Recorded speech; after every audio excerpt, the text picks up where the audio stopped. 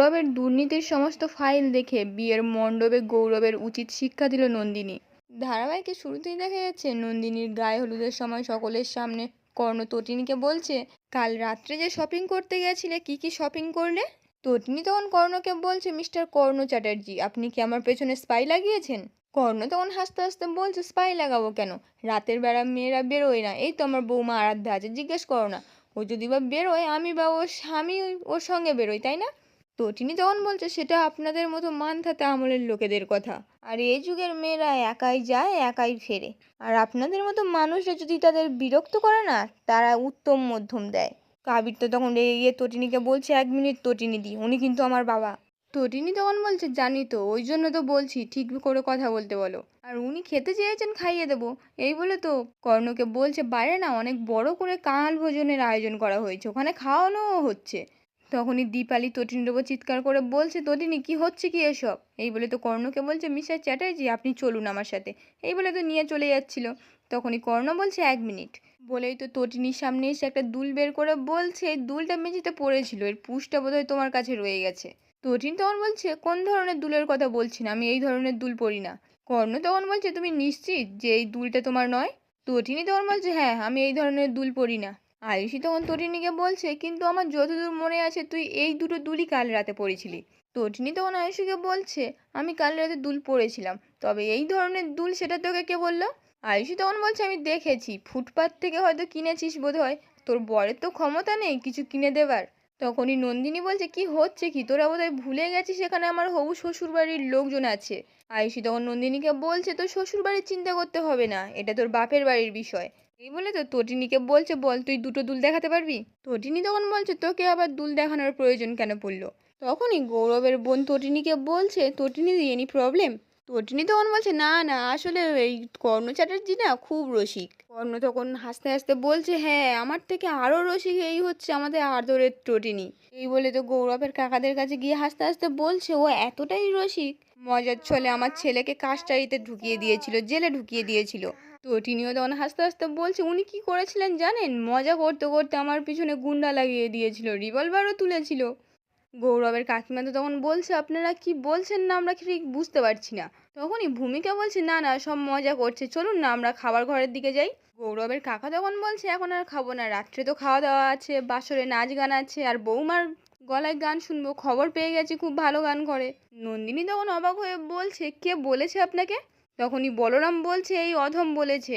নন্দিনী তখন অবাক হয়ে বলরামকে বলছে, আপনাকে কে বলেছে? বলরাম তখন বলেছে, এই অধম সব খবর রাখে। পরশুরাম বলেছে আপনার গানের কথা আর নন্দিনী ম্যাডামের নাচের কথা। নন্দিনী তখন বলছে, আর কি কি জানেন আমার সম্পর্কে? বলরাম তখন বলছে, সব কিছু, রং, আপনার ফেভারিট খাবার কি, আপনার প্রিয় হিরো কে। তখনই গৌরবের কাকিমা বলছে, 1 মিনিট, তোমরা শুধু বন্ধু নাকি সামথিং মোর টু এ? দীপালি তখন বলছে, না না, ওসব কিছু নেই, আপনারা হয়তো বুঝতে ভুল করছেন, ও তো আমার জামাইয়ের খুব ভালো বন্ধু। গৌরবের কাকিমা তখন বলছে, হ্যাঁ হ্যাঁ জানি।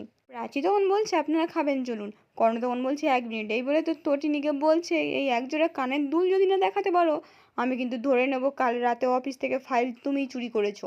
তটিনী তখন বলছে, কোন অফিস? কর্ণ তখন বলছে, খুব ইন্টেলিজেন্ট, কিন্তু আমি তো সব জানি। তটিনী তখন বলছে, আমি তো জানি আমি বুদ্ধিমতী, আপনি মাথা মোটা হলে তো আমার কিচ্ছু করার নেই, তাই না? কর্ণ তখন প্রচণ্ড রেগে গিয়ে বলছে, তুমি কি আর একজোড়া কানের দেখাতে পারবে? তটিনী তখন বলছে, বাধ্য নই, নেহাত আপনার কৌতূহল দেখিয়ে দেবো। আয়ুষী তখন বলছে, দেখাতে পারবি না তুই, কারণ কালকে কেনাকাটার নাম করে তুই অফিস থেকে কনফিডেন্সিয়াল ফাইলগুলো সরিয়েছিস।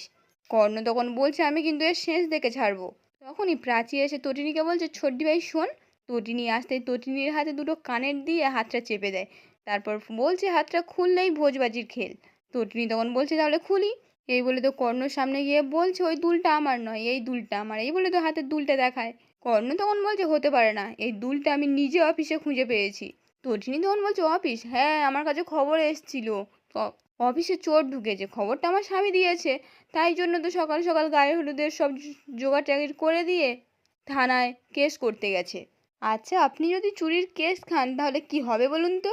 আপনি এই মুখার্জি বাড়ির সম্বন্ধী, তার জন্য আবার এই বাড়ির মেয়ের সঙ্গে আপনার ছেলের বিয়ে হয়েছে, তারপরে আপনি চুরি করছেন, ছিচকি চোর।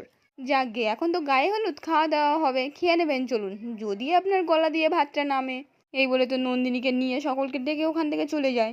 আয়ুষী তখন বলছে, ব্যাপারটা ট্রাম্পের ওপর ট্রাম্প হয়ে গেল। বাবিন তখন বলছে, না, খেলাটা তাসের নয়, দাবার খেলা। আমরা মারতে চাইছি রানীকে আর ও মারতে চাইছে রাজাকে। আয়ুষী তখন বলছে, কে রাজা? বাবিন তখন বলছে, কর্ণ চ্যাটার্জি। এদিকে যখন নন্দিনীকে সাজাবে বলে তো সব গয়নাগাটি বের করে, নন্দিনী তখন আগের বিয়ের অ্যাক্সিডেন্টের ঘটনাটা মনে করে চিৎকার করে ওঠে, তারপর কাঁপতে শুরু করে। তটিনী তখন নন্দিনীকে বলছে, দিদি কি হয়েছে বল তোর। নন্দিনী তো হাঁপাতে হাঁপাতে বলছে, ওই গয়নাগুলো আমি পরবো না। তটিনী তখন বারবার করে জিজ্ঞেস করে, গয়নাগুলোতে কি হয়েছে বল। নন্দিনী তখন কাঁদতে কাঁদতে বলছে, গয়নাগুলো অভিশপ্ত। এই গয়নাগুলো পরে আগেরবার আমার বিয়ে হয়েছিল, বল এই গয়নাগুলো কে নিয়ে এসেছে। তটিনী তখন বলছে, মা নিয়ে এসেছে। নন্দিনী তখন কাঁদতে কাঁদতে বলছে, আমি পরবো না, আমি নতুন জীবন শুরু করতে যাচ্ছি, আমি এই গয়নাগুলো পরবো না, এই বলে তো কাঁদতে কাঁদতে চলে যাচ্ছিল। তখনই বলরাম এসে বলছে, আচ্ছা ঠিক আছে, এত চিৎকার চেঁচামেচি কিসের। তটিনী তখন বলরামকে বলছে, আসলে দিদি এই গয়নাগুলো পরতে চাইছে না, এই গয়নাগুলো পরেই তো। বলরাম তো হাসতে হাসতে বলছে, ও এই ব্যাপার, বুঝতে পেরেছি। এই বলে তো নন্দিনীকে বলছে, আপনি না একজন উকিল, জজ সাহেবের সামনে দাঁড়িয়ে কত লেকচার দেন, কত কথা বলেন, আর আপনি ভয় পাচ্ছেন, আসুন। এই বলে তো নন্দিনীর হাতটা ধরে। আজকের পর্বটি এখানেই শেষ হয়ে যায়। কেমন লাগলো কমেন্টে জানাতে ভুলবেন না।